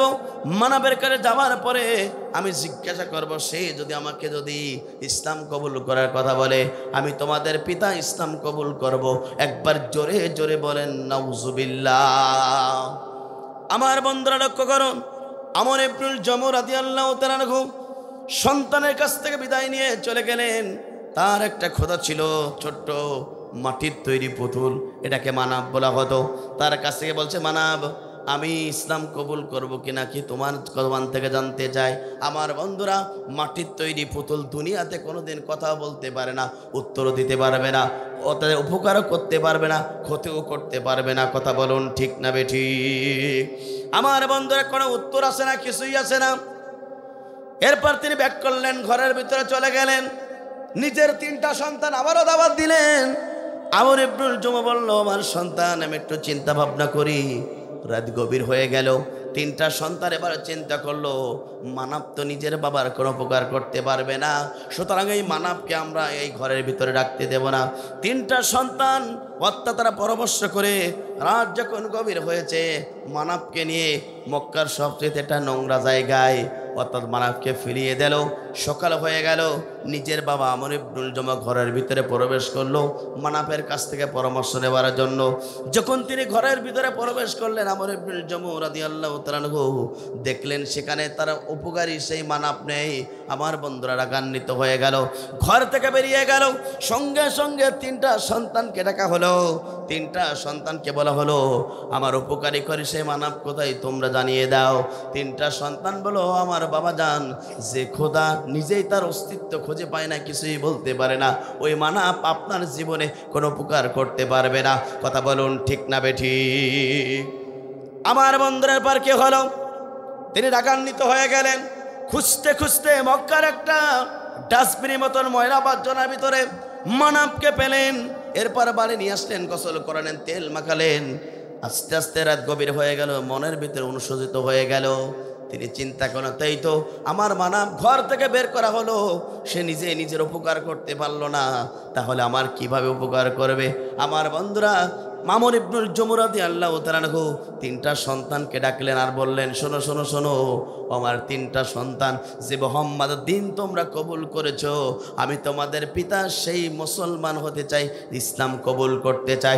একবার জোরে জোরে বলুন আল্লাহু আকবার। আমর ইবনুল জমুহ রাদিয়াল্লাহু তাআলা যখন এই কথা তিনটা সন্তানের সম্মুখে বললেন, তিনটা সন্তান খুশি হয়ে গেল। আমার বন্ধুরা, তিনটা সন্তান বিশ্বনবীর কাছে একটা দৌড় দিলেন, বিশ্বনবীর কাছে চলে গেলেন। ইয়া রাসূলুল্লাহ, হাবিবাল্লাহ, আমার বাবা হলো দানশীল ব্যক্তি, মক্কার সবচেয়ে, আমার বন্ধুরা লক্ষ্য করুন, আমার বাবা দান করে। আমার বাবা আজকে আমাদের কাছে বলেছে ইসলাম কবুল করবে, কালেমা গ্রহণ করবে। ইয়া রাসূলুল্লাহ, আপনি যদি অনুমতি দেন তাহলে আমার নিজের বাবাকে আপনার সম্মুখে এনে আপনার হাতে হাত রেখে আমার বাবাকে ইসলাম কবুল করাতে চাই। একবার জোরে জোরে বলুন আল্লাহু আকবার। বিশ্বনবী খুশি হয়ে গেলেন। বিশ্বনবীর সঙ্গে সঙ্গে তিনটা সন্তানকে বললেন, ও আমর ইবনুল জমুহ, তিনটা সন্তান, যাও যাও যাও, তোমরা বাড়ি দিকে প্রত্যাবর্তন করো, তোমাদের বাবাকে আমার কাছে নিয়ে আসো। তিনটা সন্তান বাড়ি দিকে চলে গেলেন। নিজের বাবা আমর ইবনুল জমুহকে, আমার বন্ধুরা, আমর ইবনুল জমুহ সেই সময়, আমার বন্ধুরা, দুইটা পা পর্যন্ত প্যারালাইসিস ছিল, নষ্ট ছিল। এই দুনিয়াতে একজন নবীর সাহাবী প্যারালাইসিসে পা নষ্ট ছিল, যিনি ছিলেন এই সাহাবী আমর ইবনুল জমুহ। একবার জোরে জোরে বলুন আল্লাহু আকবার। আমর ইবনুল জমুহকে নিজের তিনটা সন্তান কাঁধের উপরে উঠিয়ে বিশ্বনবীর দরবারে নিয়ে চলে গেলেন। বিশ্বনবীর হাতে আমর ইবনুল জমুহ হাতটা উঠিয়ে দিলেন, বিশ্বনবীর হাতে হাত রাখলেন, কালেমা পড়ালেন, মুসলমান হয়ে গেল। আমার বন্ধুরা, আমর ইবনুল জমুহ মুসলমান হওয়ার পরে বিশ্বনবীকে টার্গেট করে লক্ষ্য করে বললেন, ইয়া রাসূলুল্লাহ, হাবিবাল্লাহ, আপনি শুনে রাখুন, আমার স্তবর যত সম্পত্তি আছে, ইয়া রাসূলুল্লাহ, আপনি আজকে জেনে রাখুন, সমস্ত সম্পত্তিগুলো আজ থেকে ইসলামের কাজে আমর ইবনুল জমুহ ব্যবহার করবে। একবার জোরে জোরে বলুন আল্লাহু আকবার। যারা এই দুনিয়াতে মুমিন হয়, সম্পদ তারা কার রাস্তায় ব্যয় করে? জোরে বলেন, কার রাস্তায়? আপনার আমার সম্পদটাই কোরআনের রাস্তায়, ইসলামের রাস্তায় ব্যয় করার দরকার আছে না নাই? এই যে হাফিজি মাদ্রাসা, আজকে 12টা ছেলেদের কলিজার ভিতরে 30টা বড় রেকর্ড হলো, তাদেরকে একটা পাকড়ি পরানো হয়েছে। আমরা অনেকেই জানি দুনিয়াতে বড় ইঞ্জিনিয়ার হলে ওই ছেলেটা মনে হয় সফলতা। কথা বলুন ঠিক না বেঠিক? এটা আমরা জানি। অনেকে চিন্তা করে আমার ছেলে ম্যাজিস্ট্রেট হয়েছে, সবচেয়ে বড় সফলতা পেয়েছে, আমার ছেলে সম্পদশালী ব্যক্তি হয়েছে, বড় সফলতা হয়েছে। আমার আল্লাহর কোরআন সূরা ইমরানের 185 নম্বর আয়াত আল্লাহ পাক বলেন, প্রত্যেক মানুষকে মৃত্যুর স্বাদ গ্রহণ করতে হবে। ওয়া ইন্না তুওয়াফানা উজুহাকুম ইয়াওমাল কিয়ামা, কিয়ামতের ময়দানে সকলকে আল্লাহর দরবারে উঠতে হবে। যে ব্যক্তি জাহান্নাম থেকে মুক্তি পেয়ে গেল, ও দুখুলুল জান্নাতা, আর জান্নাতের সার্টিফিকেট পেয়ে গেল। আল্লাহ পাক বলেন আসমানের নিচে জমিনের উপরে ওই ব্যক্তি হলো সবচেয়ে বড় সফলতা ব্যক্তি। একবার জোরে জোরে বলুন আল্লাহু আকবার। আমার বন্ধুরা, সফলতা হচ্ছে টাকা পয়সায় নাই, ধন সম্পদে সফলতা নাই। সফলতা হলো আল্লাহর কোরআন মোতাবেক জীবন করতে পারলে। আর এই দুনিয়াতে যারা হাফেজ হয়েছে, এই দুনিয়াতে আল্লাহর কোরআন বলে, রাসূল বলে, তারাই হচ্ছে সবচেয়ে আল্লাহর কাছে মর্যাদা সম্পন্ন বান্দা। আমরা অনেকে মনে করি গাড়ি বাড়ি টাকা পয়সা এমপি মন্ত্রী হয়েছে বড় সফলতা। না, এই 12টা ছেলে যদি তারা কোরআন মোতাবেক জীবন গড়ে, যেটা হালাল সেটা হালাল, যেটা হারাম সেটা হারাম, এই মোতাবেক যদি তারা জীবন করতে পারে, আল্লাহর কোরআন বলে তারা এই দুনিয়াতে সবচেয়ে আল্লাহ তাআলার কাছে দামি, সবচেয়ে বড় সফলতা পেয়ে যাবে। এই জন্য আপনারা আমার সন্তানগুলোকে ম্যাজিস্ট্রেট বানান, আপনি ইঞ্জিনিয়ার বানান, কোনো আমার আপত্তি নেই। ছোটবেলায় হাফিজি মাদ্রাসা মক্তবে কোরআন পড়ান। যার ব্রেন্টের ভিতরে কোরআন থাকবে, খোদার কসম তার দ্বারা এই বাংলাদেশে একটা দুর্নীতি হতে পারে না। আমরা এমন ব্যক্তিগুলোকে এমন এমন চেয়ারে বসাইছি যাদের টাকা ছাড়া কিছুই চেনে না। টাকা পয়সা কি আপনার চিরস্থায়ী? জোরে বলেন আমার বন্ধুরা, টাকা পয়সা চিরস্থায়ী নয়। আজকে আপনি যা কিছু অন্যায়ভাবে উপার্জন করবেন, সব কিছু একদিন পড়ে থাকবে। আপনাকে আমাকে 3.5 হাত কবর, 6 টুকরার কাপড়, আপনার 3 টুকরা কাপড় সাহেব বেহারার পালকিতে করে আপনার সন্তান, আপনার ভাই, আপনার আত্মীয় আপনাকে ওই কবরে রেখে আসবে। কথা বলুন ঠিক না বেঠিক? আজকে মরলে কালকে 2 দিন, পরের দিন কেউ চিনবে না। যাদের জন্যে করলা কামাই, মরলে তারা চিনবে না।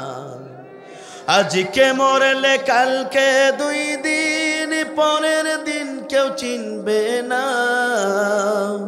যাদের জন্যে করলা কামাই, মরলে তারা চিনবে না। থাকতে সময় আমল করো, ঈমান করো খাঁটি, শেষ ঠিকানা তোমার আমার 3.5 হাত মাটি। আজকে মরলে কালকে 2 দিন, পরের দিন কেউ চিনবে না। যাদের জন্যে করলা কামাই, মরলে তারা চিনবে না। কত কষ্ট করে তুমি করলা সাদের বাড়ি, সেই বাড়িতে ঠাই হবে না, ছাড়তে হবে পাড়ি। কত কষ্ট করে তুমি করলা সাদের বাড়ি, সেই বাড়িতে ঠাই হবে না, ছাড়তে হবে পাড়ি। মোহমায়ার টানে তুমি রবের বিধান ভুলো না। মোহমায়ার টানে তুমি রবের বিধান ভুলো না। পাপ পুণ্যের হিসাব নেবেন একদিন মালিক রব্বানা। আজকে মরলে কালকে 2 দিন, পরের দিন কেউ চিনবে না। যাদের জন্যে করলা কামাই, মরলে তারা চিনবে না। আধারে ঘরে থাকবে পড়ে সাইরা তুমি সব, কেউ রবে না সঙ্গে তোমার, থাকবেন সেদিন রব। আধারে ঘরে থাকবে পড়ে সাইরা তুমি সব, কেউ রবে না সঙ্গে তোমার, থাকবেন সেদিন রব। মিশি মায়ার এই দুনিয়ার ক্ষণিকের ঠিকানা, মিশে মায়ার এই দুনিয়ার ক্ষণিকের ঠিকানা। ধনী গরিব নেই ভেদাভেদ, মাটি হলো ঠিকানা। আজকে মরলে কালকে 2 দিন, পরের দিন কেউ চিনবে না। যাদের জন্যে করলা কামাই মরলে তারা চিনবে না। আমার বন্ধুরা লক্ষ্য করুন, নবীর প্রিয় সাহাবী আমর ইবনুল জুমু রাদিয়াল্লাহু তাআলা আনহু নবীর হাত রেখে ইসলাম কবুল করলেন, নবীকে সম্মুখে রেখে ওয়াদা করলেন, ইয়া রাসূলুল্লাহ জীবনে যত সম্পদ আছে ইসলামের জন্য ব্যয় করতে চাই। আমার বন্ধুরা এরপর কি হয়ে গেল, তিনজন সন্তান নিয়ে আমর ইবনুল জুমু বাড়ি দেখে প্রত্যাবর্তন করলেন। কিছুদিন অতিবাহিত হয়ে গেল, উহুদ ময়দানের জন্য যুদ্ধের দামামা বেজে গেল। আমার বন্ধুরা এরপর কি হলো, উহুদ ময়দানের জন্য যখনই যুদ্ধের দামামা বেজে গেল, সঙ্গে সঙ্গে বিশ্বনবী সাহাবায়ে কেরামদেরকে লক্ষ্য করে বলল, ও আমার সাহাবায়ে কেরামরা, উহুদের ময়দানে দিন প্রতিষ্ঠার আল্লাহর জমিনে দিন কায়েমের জন্য তোমাদেরকে রওনা হতে হবে। সঙ্গে সঙ্গে আমর ইবনুল জুমুর তিনটা সন্তান হাত উঁচু করে বললেন, ইয়া রাসূলুল্লাহ হাবিবাল্লাহ, আপনি শুনে রাখুন, বিশ্বনবী উহুদের ময়দানে দিন প্রতিষ্ঠার জন্য জিহাদের ময়দানে নাম লেখাতে বলেছে। আমরা আমর ইবনুল জুমুর তিনটা সন্তান আমরা জিহাদের ময়দানে নামটা লেখাতে চাই। একবার জোরে জোরে বলুন আল্লাহু আকবার। আমার বন্ধুরা সঙ্গে সঙ্গে বিশ্বনবী বললেন, আমর ইবনুল জুমুর তিনটা সন্তান শুনে রাখো, তোমরা যদি জিহাদের ময়দানে যাও বাড়ি তোমরা ফিরতে পারো, হয় তোমরা শহীদ হবে, নাই তো তোমরা গাজী হবে। দীপ্ত কণ্ঠে আমর ইবনুল জুমুর সন্তান বললেন, ইয়া রাসূলুল্লাহ আপনি আমাদের নামটা লেখান, দুনিয়াতে আমরা শহীদ হতে চাই, আল্লাহর প্রিয় মেহমান হতে চাই। একবার জোরে জোরে বলুন আল্লাহু আকবার। তিনটা নাম লিখিয়ে দিলেন বিশ্বনবী। সমস্ত সাহাবীর নাম লেখার পরে সবাইকে বাড়ি থেকে বিদায় নিয়ে আসার জন্য বলেছেন, দোয়া নিয়ে আসার জন্য বলেছেন। সঙ্গে সঙ্গে আমর ইবনুল জুমুর তিনটা সন্তান বাড়ির দিকে গেলেন, নিজের বাবাকে ডাকলেন, নিজের মাকে ডাকলেন। তিনটা সন্তান বাবা এবং মাকে সম্মুখে রেখে আমার বন্ধুরা আমর ইবনুল জুমুর তিনটা সন্তান বললেন, ও আমার বাবা যান আমর ইবনুল জুমু, আপনি শুনে রাখুন, রাসূল উহুদের ময়দানের জন্য যুদ্ধে দাম বেড়েছে। সমস্ত সাহাবায়ে কেরামদেরকে জিহাদের ময়দানের নামটা লিখাই দিতে বলেছে। ময়দানে যারাই নাম লেখাবে হয় গাজী হবে, নাই তো শহীদ হবে। ও আমার বাবা যান আপনি শুনে রাখুন, আমরা তিনটা আপনার সন্তান, তিনটা সন্তানের জিহাদের ময়দানে নবীর কাছে নামটা পর্যন্ত লিখিয়ে দিয়েছি। একবার জোরে জোরে বলুন আল্লাহু আকবার। আমর ইবনুল জুমু রাদিয়াল্লাহু তাআলা আনহু সঙ্গে সঙ্গে দুইটা হাত তুলে আল্লাহর কাছে বলে, আল্লাহ আমার তিনটা সন্তান জিহাদের ময়দানে নামটাও লিখে দিয়েছে, আল্লাহ আমার সন্তানগুলোকে জিহাদের ময়দানে শহীদ হিসাবে কবুল করো, আমি যেন আমর ইবনুল জুমু শহীদদের পিতা হতে পারি। একবার জোরে জোরে বলুন আল্লাহু আকবার। নিজের মায়ের কাছ থেকে অনুমতি নিলেন, নিজের মা জায়নামাজে বসে আল্লাহর কাছে দোকানে হাত তুলে বলে, আল্লাহ আমি যেন আমার তিনটা সন্তান জিহাদের ময়দানে শহীদ হতে পারে, আমি যেন কিয়ামতের ময়দানে হাসরের ময়দানে শহীদের মা হিসাবে পরিচয় দিতে পারি। আমার বন্ধুরা এবারে অনুমতি নিয়ে বিশ্বনবীর প্রিয় সাহাবী আমর ইবনুল জুমুর সন্তানগুলো নবীর দেখে নবীর কাছে যাওয়ার জন্য রওনা দিলেন। পিছন দিক থেকে তাদের পিতা আমর ইবনুল জুমু বললেন, তিনটা সন্তান দাঁড়াও, তোমাদের সাথে পার্সোনাল কথা বলতে চাই। সঙ্গে সঙ্গে আমর ইবনুল জুমু বললেন, ও আমার সন্তান তিনটা শুনে রাখো, তোমাদের শক্তি আছে, সামর্থ্য আছে, তোমরা তো জিহাদের ময়দানে যাচ্ছ, আমি তোমাদের পিতা তোমাদের সাথে জিহাদের ময়দানে উহুদের ময়দানে অংশগ্রহণ করতে চাই। একবার জোরে জোরে বলুন আল্লাহু আকবার। আমার বন্ধুরা এই কথা আমর ইবনুল জুমু যখন বললেন, তিনটা সন্তান বলেন, আব্বা যান আপনার দুইটা পা তো নষ্ট, দুইটা পা প্যারালাইসিসে আক্রান্ত, কিভাবে আপনি জিহাদের ময়দানে কাফেরদের বিরুদ্ধে আপনি সংগ্রাম করবেন?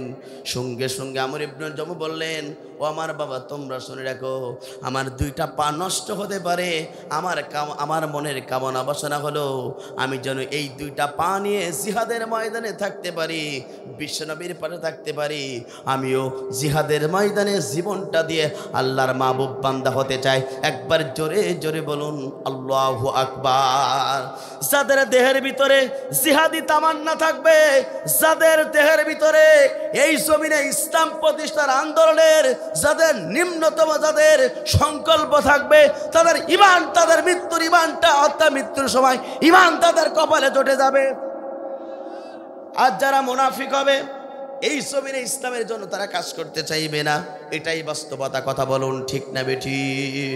আমার বন্ধুরা বিশ্বনবীর প্রিয় সাহাবী তিনটা সন্তান অনুমতি দিলেন না। এবার কি হলো, সন্ধ্যা হয়ে গেল, ঈশান নামাজটা তিনি আদায় করলেন। 3টা সন্তান চলে গেল তাদের রসুলের দরবারে। এই 2টা পা নষ্ট পা নিয়ে ঈশান নামাজটা আদায় করে আমার বন্ধুরা রসুলের প্রিয়তম সাহাবী আমর ইবনুল জমু হামু গুঁড়ো দিতে দিতে চলে গেলেন বিশ্বনবীর কাছে। বিশ্বনবীকে বললেন, ইয়া রাসূলুল্লাহ হাবিবাল্লাহ, আমি আমর ইবনুল জমু আপনার কাছের চেয়ে আমি জিহাদের ময়দানে আপনার সাথে থাকতে চাই। রসুল বললেন, আমর ইবনুল জমু, তোমার পা 2টা নষ্ট, এই 2টা পা নিয়ে জিহাদের ময়দানে কিভাবে দিন প্রতিষ্ঠার জন্য তুমি আন্দোলন করবে, সংগ্রাম করবে, জিহাদের ময়দানে থাকবে?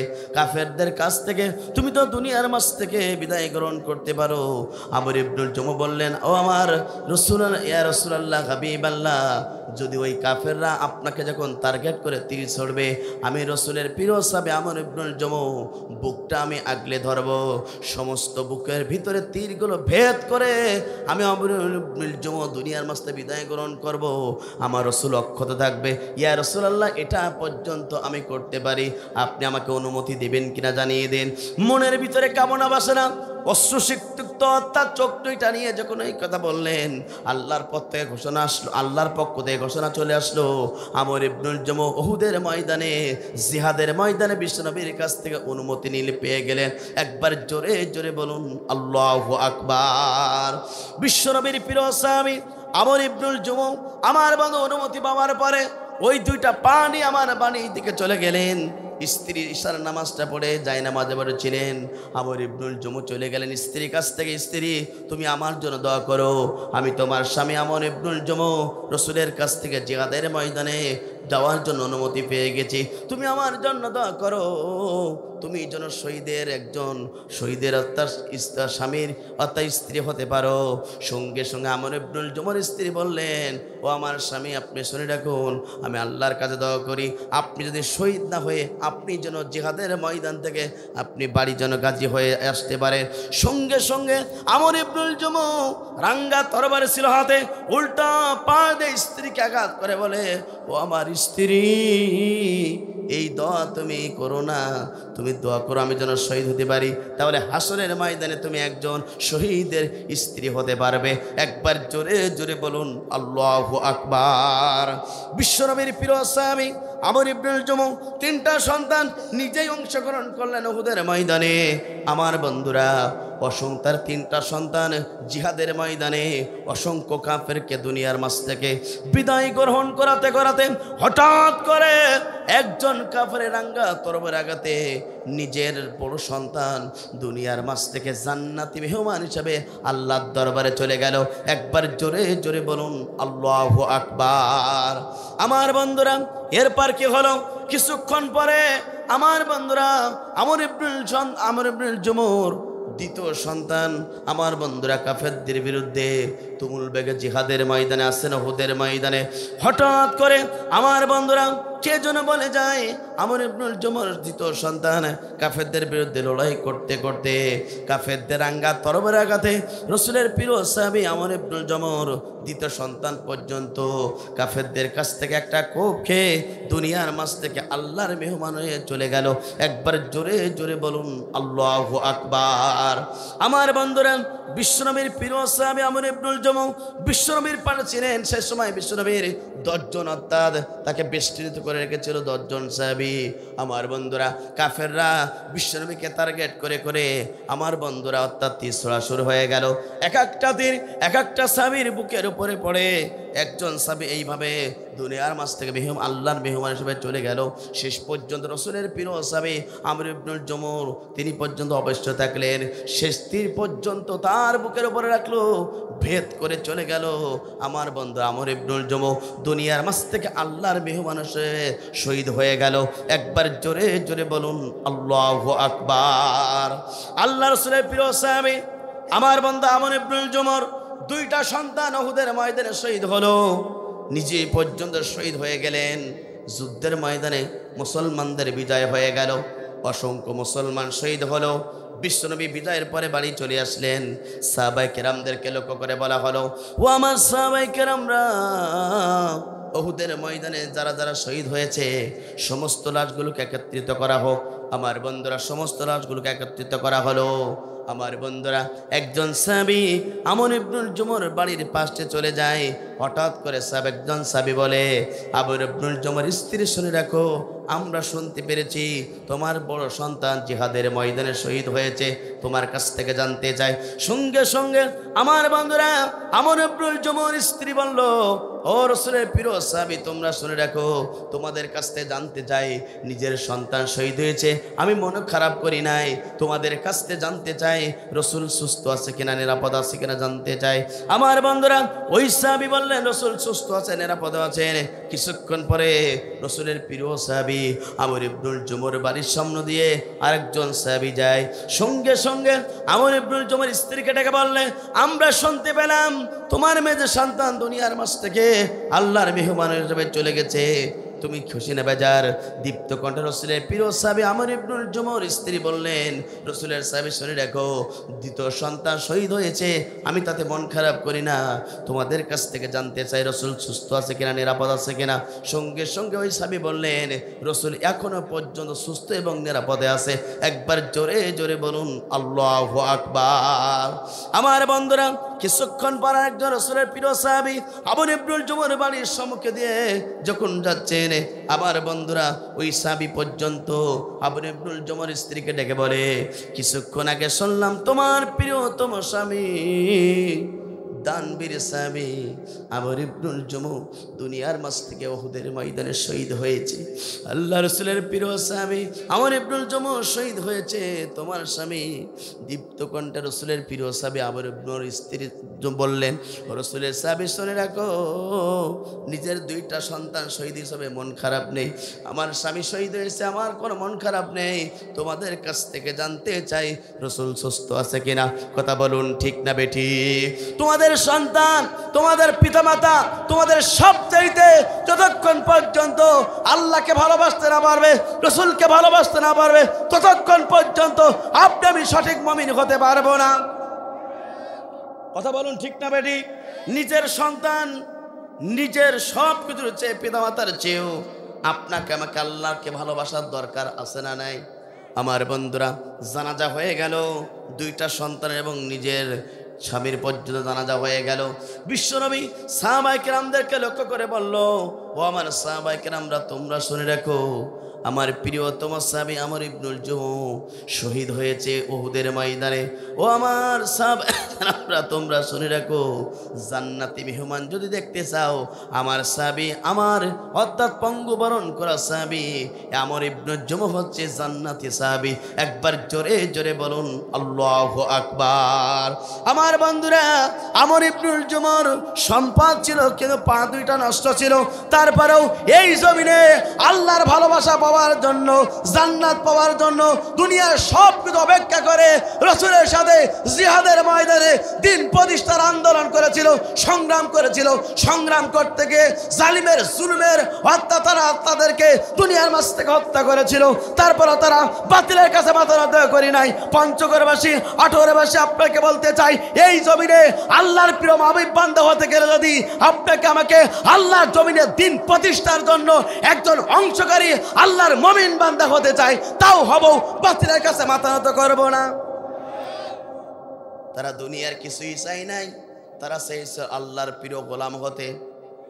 দুনিয়াতে তারা বাড়ি গাড়ি চাই নাই, তারা চেয়েছিল আল্লাহর ভালোবাসা। সুতরাং যারা মুমিন হবে, আল্লাহর ভালোবাসা যারা চাবে, তারা এই জমিনে সঠিকভাবে কোরআনের পক্ষে থাকতে চাইবে। সুতরাং আগামী দিনে কারা কারা এই জমিনে আল্লাহর দিন প্রতিষ্ঠার জন্য কোরআনের পক্ষে থাকবেন, দুহাত তোলে আল্লাহকে দেখেই দেই তারা তারা লিল্লাহে তাকবীর, লিল্লাহে তাকবীর। আল কোরআনের আলো দুনিয়ার মুসলিম। হাত নামান। আমার বন্ধুরা, এই দিনের পথে, এই কোরআনের পক্ষে, এই হকের পক্ষে থাকার কারণে আল্লামা সাঈদী পর্যন্ত দুনিয়ার মাঝ থেকে বিদায় গ্রহণ করেছে। কোরআনের পক্ষে আল্লামা সাঈদী কত অফার দেওয়া হয়েছিল তাকে। বলেছিল, আপনি কি চান? মন্ত্রী চান, মন্ত্রিত্ব বানিয়ে দেব, বিনিময় শুধু আমাদের পক্ষে কথা বলবে। দীপ্ত কণ্ঠে আল্লামা সাঈদী বলেছিল, না না না, দুনিয়ার কিছুই আমি চাই না, আমি আল্লাহর ভালোবাসা চাই। আল্লামা আমি সত্য কথা বলছি আপনার সম্মুখে কোরআন রেখে। আমি শফিকুল ইসলাম মাসুদ ভাই, মাসুদ সাইদি এবং শামীম সাইদি সাথে আজকেও পর্যন্ত আমাকে কথা হয়েছে। আমার বন্ধুরা, তার বাবাকে অফার দেওয়া হয়েছিল এই বাংলাদেশের সবচেয়ে বড় বাড়িটা পর্যন্ত আপনাকে লিখিত দেওয়া হবে, বিনিময় শুধু আমাদের কাছে মাথা নত করবেন, আমাদের পক্ষে কথা বলবেন, আপনাকে অন্ধপ্রকার জীবনযাপন করা লাগবে না। দীপ্ত কণ্ঠে আল্লামা সাইদি বলেছিল, আমাকে ধুকে ধুকে যদি অন্ধপ্রকার জীবনযাপন করতে হয় তাও করব, তাও তোমাদের পক্ষে কথা বলবো না। চিৎকার করে বলেন আল্লাহু আকবার। আমার বন্ধুরা, এই বাংলাদেশের সবচেয়ে বড় বাড়িটা পর্যন্ত দিতে চেয়েছিল, তারপর তিনি এই অফার গ্রহণ করি নাই। কারণটা হলো তারা চেয়েছিল এই অফার গ্রহণ করব যখন মুনাফিক হয়ে এই দুনিয়াতে জীবন যাপন করতে হবে, তখন যারা মুমিন হবে জালিমের কাছে তারা মাথা নত করতে পারে? জোরে বলেন পারে না।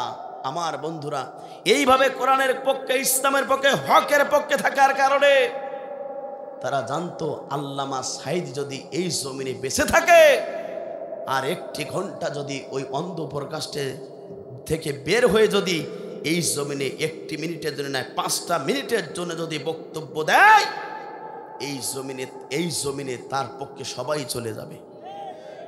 যার কারণে আমার বন্ধুরা, পাশের রাষ্ট্রকে তাকে খুশি করার জন্য আল্লামা সাইদিকে পরিকল্পিতভাবে ইঞ্জেকশনের মাধ্যমে বিষ ঢুকিয়ে দুনিয়ার মাঝ থেকে তারা বিদায় গ্রহণ করেছে। এই দুনিয়াতে আল্লামা সাইদি, এক আল্লামা সাইদি কবরে আছে, লক্ষ আল্লামা সাইদির উত্তরসূরি এই বাংলাদেশে তিনি আত্মা তৈরি করে গেছে।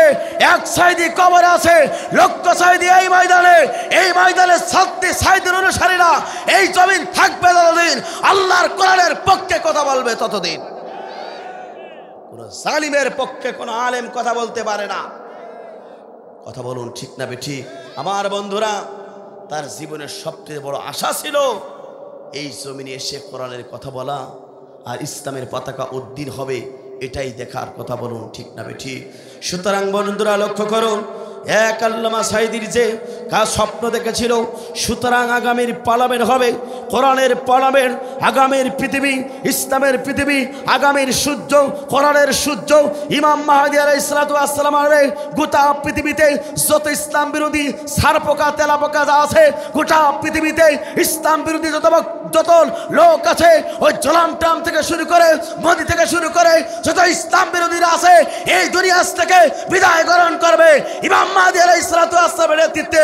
আগামীতে গোটা পৃথিবীতে ইসলাম কায়েম হবে। আল্লামা সাইদি দোয়া করেছিল, এমন একটা সময় আসবে 12 কোটি মুসলমান একটা নানা দেবে, মামুর বাড়ি দিল্লি গিয়েই পড়বে। আল্লামা সাইদি বলেছিল, এমন একটা সময় আসবে ইঁদুর তার গর্ত খুঁজে পাবে, জালেমরা গর্ত পর্যন্ত খুঁজে পাবে না। কথা বলুন ঠিক না বেঠিক? আল্লামা সাইদির কথা শুনলে যার কলিজা জ্বলে, রক্ত টেস্ট করবেন, দেখবেন আবু জেলের রক্ত ওর গায়ে পাওয়া যাবে। আল্লামা সাইদি এমন একজন ব্যক্তি যিনি বিনা পারমিশনে কাবা ঘরে 3 দিন ইতিকাফ করার সুযোগ পেয়েছিল, 2 রাকাত নামাজ পড়ার সুযোগ পেয়েছিল, যার কণ্ঠে কোরআনের তাফসীর শুনে হাজার হাজার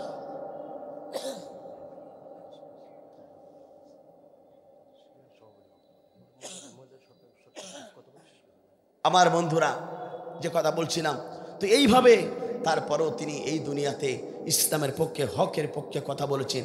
সুতরাং প্রিয় বন্ধুরা, আপনি যদি আল্লাহর প্রিয় মেহমান গোলাম হতে চাই, আল্লাহর মাহবুব বান্দা হতে চাই, আপনাকে আমাকে হকের পক্ষে থাকা লাগবে।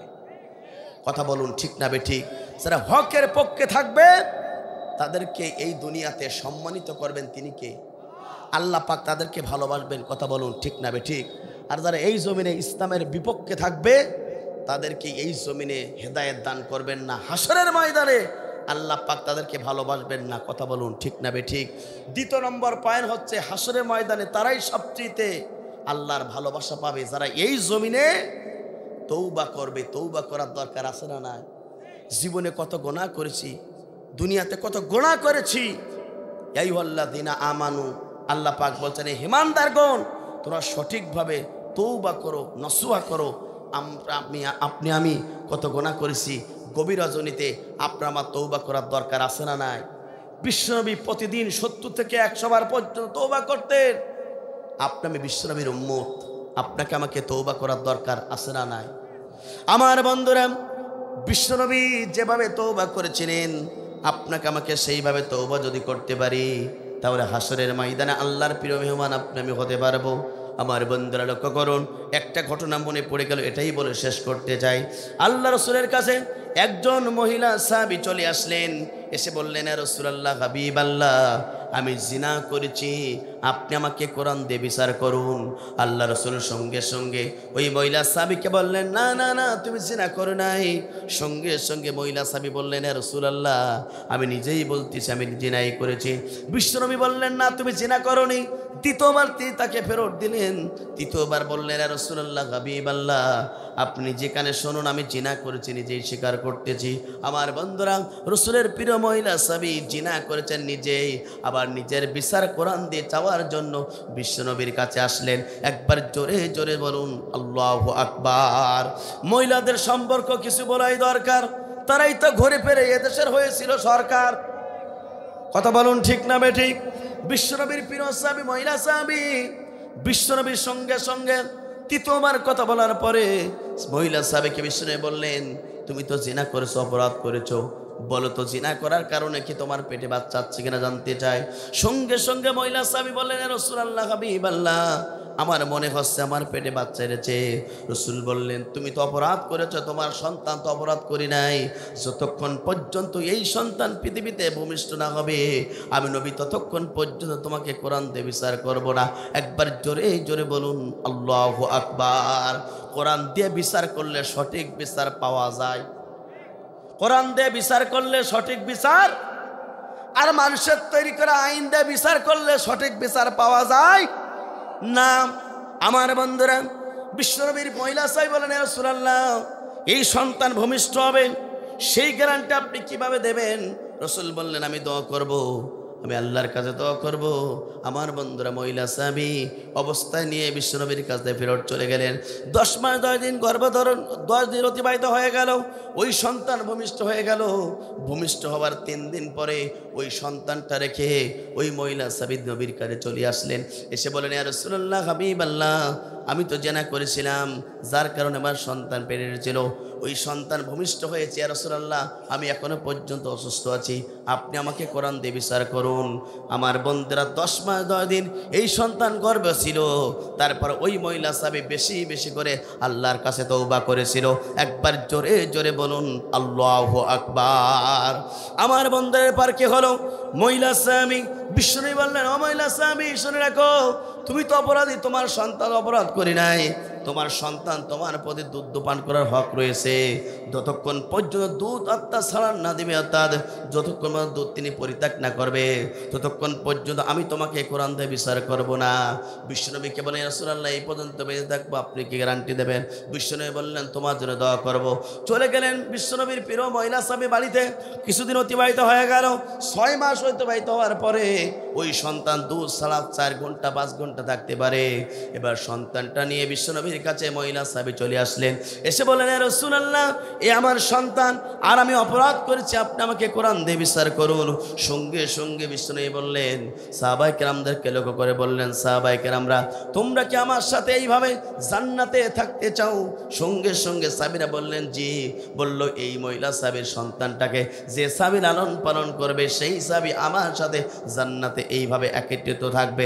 একবার জোরে জোরে বলুন আল্লাহু আকবার। আমার বন্ধুদের পর কি হলো? একজন সাহাবী সন্তানটাকে হাতে উঠিয়ে নিলেন। এরপর কি হলো? এবারে বিশ্বনবীর সাহাবায়ে কেরামদেরকে বললেন, যাও যাও যাও, এই মহিলা সাহাবীকে মরুর প্রান্তরে তাকে পাথর মেরে দুনিয়ার মাঝে বিদায় গ্রহণ করিয়ে দাও। আলী চলে গেলেন, আবু বকর চলে গেলেন, ওমর চলে গেলেন। মরুর প্রান্তরে মাথা পর্যন্ত গর্ত করলেন, সেই গর্তের ভিতরে এই মহিলা সাহাবীকে রাখলেন। রাখার পরে দূর থেকে পাথর মারা শুরু হয়ে গেল। মহিলা সাহাবী পাথর আঘাতপ্রাপ্ত হয়ে আস্তে আস্তে করে অর্থাৎ এই জীবনটা শেষ হয়ে যাওয়ার মতন হয়ে গেল। শেষ পর্যন্ত রসুলের প্রিয়তম সাহাবী, চতুর্থ খলিফা হাসান হুসাইনের পিতা, ফাতিমার স্বামী হযরত আলী রাদিয়াল্লাহু তাআলা আনহু 2টা পাথর তুললেন, একটা পাথর মেরে দিলেন মহিলা সাহাবীর কপাল বরাবর। মহিলা সাহাবীর কপাল বরাবর লেগে গেল। ভেঙ্কি দিয়ে কপাল ফেটে রক্ত প্রবাহিত হলো। কিছু রক্ত রসুলের প্রিয় সাহাবী আলীর হাতে লাগলো, কিছু রক্ত জামায় লাগলো। সঙ্গে সঙ্গে তিনি নাকটা ছিটকালেন। আমার বন্ধুরা লক্ষ্য করুন, তারা কেমনিভাবে তওবা করেছিল, তারা অনুষ্ঠিত হয়েছিল অপরাধ করার পরে। প্রিয় বন্ধুরা লক্ষ্য করুন, এরপর কি হলো? সঙ্গে সঙ্গে এই ঘটনা ওই সাহাবী দুনিয়ার মহিলা সাহাবী দুনিয়ার মাঝে বিদায় গ্রহণ করলেন। আলী, আবু বকর, ওমর সহ বিশ্ব নবীর কাছে চলে আসলেন। আলী বললেন, ইয়া রাসূলুল্লাহ, হাবিবাল্লাহ, একটা কথা বলতে চাই। যখন ওই মহিলা সাহাবীকে সময় পাথর মারতেছিল, ওই মহিলা সাহাবী করন্দন করতেছিল, শেষ পর্যন্ত আমার কাছে 2টা পাথর ছিল, আমি মেরে দিয়েছিলাম। সঙ্গে সঙ্গে ওই মহিলা সাহাবীর কপাল বরাবর একটা পাথর লেগে গেল, ফিঙ্কি দিয়ে রক্ত বের হলো। কিছু রক্ত আমার দেহের ভিতরে লাগলো, কিছু রক্ত জামার ভিতরে লাগলো, কিন্তু আমি নাস্যিক গেলাম। কারণটা হলো ওই মহিলা সাহাবী ছিল জিনাকারিনী। সঙ্গে সঙ্গে বিশ্বনবী বললেন, ও আলী, তুমি শুনে রাখো, এই মহিলা সাহাবী জিনা করেছে, অপরাধ করেছে, নিজেই অনুশোচিত হয়ে কোরআন দিয়ে বিচার চাওয়ার জন্য বিশ্বনবীর কাছে আসলো। এরপরে বিশ্বনবী কোরআন দিয়ে তার বিচার ফয়সালা করলো। ও আলী, শুনে রাখো, যতদিন পর্যন্ত তিনি বেঁচে ছিলেন ততদিন পর্যন্ত বেশি বেশি করে তওবা করেছেন। আলী, তুমি শুনে রাখো, এই মহিলা সাহাবী এতটাই তওবা করতে করতে চোখ দিয়ে পানি ফুরিয়ে গেল, চক্ষু দিয়ে রক্ত প্রবাহিত শুরু হলো। আলী, শুনে রাখো, এই মহিলা সাহাবী শেষ পর্যন্ত তওবা আল্লাহ কবুল করেছিল। তার তওবা যদি 70 জন জাহান্নামীদেরকে উপরে যদি উঠাই দেওয়া হয়, 70 জন জাহান্নামী তারা মুক্তি পেয়ে জান্নাতি মেহমান হয়ে যেত। একবার জোরে জোরে বলুন আল্লাহু আকবার। রক্তটা তোমার গায়ে লাগলে তুমি নাটকা শীতকালে, কিন্তু সে তো আল্লাহর বান্দি, নেককার বান্দি হয়ে গেল। আমার বন্ধুরা, তাহলে লক্ষ্য করুন, মহিলা সাহাবী অপরাধ করা পারে, কোরআন দিয়ে বিচার চাওয়ার জন্য বিশ্বনবীর কাছে আসলেন, কোরআন দিয়ে বিচার পেলেন, আল্লাহর কাছে তওবা কবুল হয়ে গেল। তিনি অর্থাৎ জান্নাতি মহিলা সাহাবী হয়ে গেল, জান্নাতি মেহমান হয়ে গেল।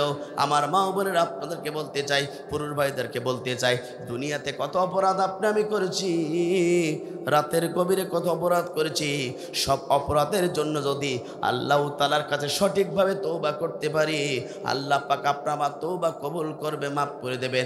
আল্লাহ পাক আপনাকে আমাকে ওই মহিলা সাহাবীদের মতন করে আল্লাহ পাকের মাহবুব বান্দা আপনি আমি হতে পারি। আল্লাহর মাহবুব বান্দা হব যখন, হাসরের ময়দানে আল্লাহ পাক আপনাকে আমাকে ভালোবাসবে তখন। আল্লাহ পাক যখনই আপনাকে আমাকে ভালোবাসবে, আপনার আমার স্থান হয়ে যাবে জান্নাত। কথা বলুন ঠিক না বেটি? সেই জান্নাতে যেতে চান কারা কারা? দু হাত তুলে আল্লাহকে দেখান। লিল্লাহে তাকবীর, লিল্লাহে তাকবীর। আমার বন্ধুরা, কর্তৃপক্ষ আমাকে বলছে, হুজুর মোনাজাতি থেকে যাবেন। আমার বন্ধুরা, এই জমিনে আপনাকে আমাকে হকের পক্ষে, কোরআনের পক্ষে, ইসলামের পক্ষে থাকতেই হবে, এটাই বাস্তবতা। কথা বলুন ঠিক না বেঠিক? জীবন পরিসমাপ্ত হয়ে যাবে, সব কিছু ছেড়ে আপনাকে আমাকে কবরে যেতে হবে। কবরে যাওয়ার আগে আপনাকে আমাকে ইসলামের পক্ষে, কোরআনের পক্ষে থাকার দরকার আছে না নাই? এই দুনিয়াতে আমার বন্ধুরা, যারা তাকওয়া অর্জন করতে পারবে তাদেরকে ভালোবাসবেন। তিনি কে? চতুর্থ নম্বর, পঞ্চম, তৃতীয় নম্বর, চতুর্থ নম্বর ছিল যারা এই দুনিয়াতে সত্যর পক্ষে দল করবে, যারা হকের পক্ষে দল পার্টি সাপোর্ট করবে, আল্লাহ পাক হাসরের ময়দানে আপনাকে আমাকে ভালোবাসবেন। চিৎকার করে বলেন আল্লাহু আকবার। প্রত্যেকটা আয়াত, হাদিস এবং ঘটনা ছিল, সময়ের অভাবে বলতে পারলাম না। আগামীতে যদি কোনোদিন সুযোগ হয় বলার জন্য চেষ্টা করব।